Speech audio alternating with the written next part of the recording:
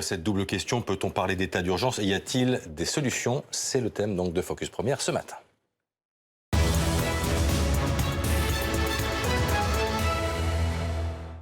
Invité de Focus Première, Emma Aziza, vous êtes hydrologue et présidente du Centre de recherche Mayan. Bonjour et merci d'être avec nous. Face à vous, Cédric Ringenbach, vous êtes spécialiste du climat et président de l'association La Fresque du Climat.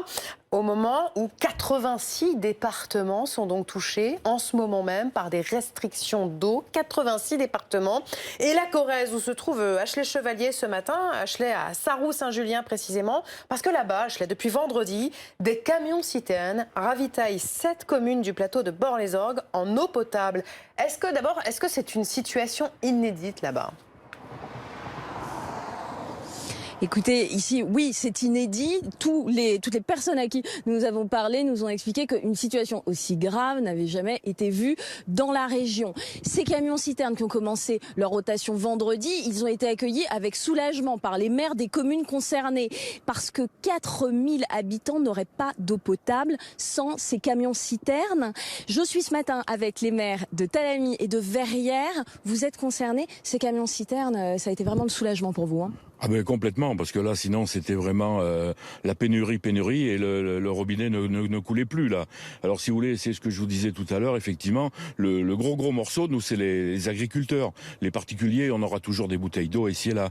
Bon bah, après pour se laver, on se lavera pas avec une bouteille d'eau. Quoique sur les bateaux, ils y arrivent. Enfin bon, on n'est pas sur des bateaux nous.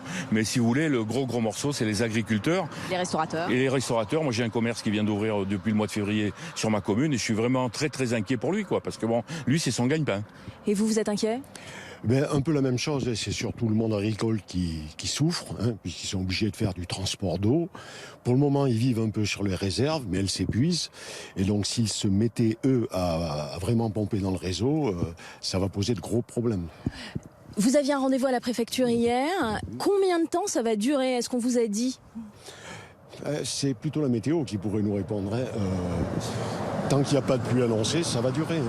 Donc ça peut être des semaines, des mois. Enfin des mois peut-être pas, mais des semaines. Vous avez lancé un appel au civisme pour vos habitants, ça marche? Oui, à peu près, ouais, ça va, il n'y a pas à se plaindre si vous voulez. Où on est inquiet vraiment, c'est que les personnes âgées dans nos villages, si vous voulez, ils nous disent que si la lune revient comme ici, tout le mois de septembre, il n'y a pas d'eau. Alors nous, on n'envisage pas ça, hein. C'est pas possible. Plus que jamais sur ce plateau, on scrute le ciel. Des bouteilles d'eau potable ont d'ores et déjà été livrées dans la mairie de Sarroux-Saint-Julien hier. Emma Aziza, est-ce que c'est une situation qui peut concerner rapidement d'autres départements? Bien sûr, on l'a vu dans le Gard. Il y a plus d'une centaine de communes qui ont été placées dans un état de situation de crise. On voit notamment que maintenant, on est dans des situations de crise non seulement hydrologiques, c'est-à-dire au niveau des eaux superficielles, mais hydrogéologiques, c'est-à-dire au niveau des eaux profondes, puisque les nappes sont quasiment à sec. Et donc là, c'est vraiment le niveau extrême, si vous voulez, de passer en situation rouge, crise sévère, sur les nappes profondes, parce que ça signifie qu'il n'y a plus de ressources souterraines. Et même s'il pleut, ça ne suffira pas pour recharger la nappe dans la perspective de l'hiver et du printemps, par exemple? C'est ça, c'est-à-dire qu'en fait, il faut qu'on ait des pluies efficaces. Pour qu'elles soient efficaces, il faut qu'elles puissent pénétrer dans le sol. En général, là, on va arriver sur des périodes de crues cévénoles, donc d'inondations sévères en général et rapides, accrues par des phénomènes de sécheresse au niveau des sols. Donc l'eau ne peut pas pénétrer, donc elle ruisselle très rapidement et elle va plutôt concourir au risque d'inondation plutôt que de venir finalement réalimenter les nappes souterraines profondes. Il faudra des pluies longues et efficaces. Cédric Ringenbach, on l'entendait là en Corrèze, les premières victimes, c'est pas nous, c'est les agriculteurs. Est-ce qu'il faut changer de modèle agricole? La question, elle est posée aujourd'hui. Oui, en effet, on n'a pas du tout les mêmes quantités de consommation entre l'eau potable, l'eau pour se laver et l'eau pour l'agriculture. On boit 1 à 2 litres d'eau par jour. On utilise quelques dizaines de litres ou centaines de litres pour se laver, faire la vaisselle, etc. Mais pour notre propre alimentation et par personne, c'est des milliers de litres qu'il faut pour donner à boire aux animaux, pour donner de l'eau tout simplement aux cultures. Oui. Et après, les cultures elles-mêmes qui vont servir à nourrir des bêtes, etc. Donc c'est des surfaces immenses. Quand ça tombe du ciel, tout va bien. Et quand ça tombe pas du ciel, on va chercher ça dans les nappes phréatiques.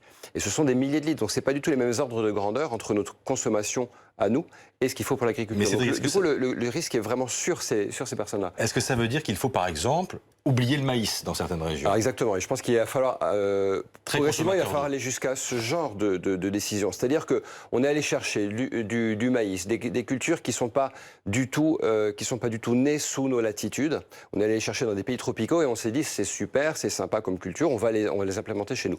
Mais d'accord, mais à part que ça bouffe, ça consomme énormément d'eau et on n'est pas du tout, le climat n'est pas du tout fait pour ces plantes-là. Il va falloir accepter à un moment donné l'idée qu'on revient à ce qui était naturel sous nos latitudes et on fasse pousser ces plantes-là.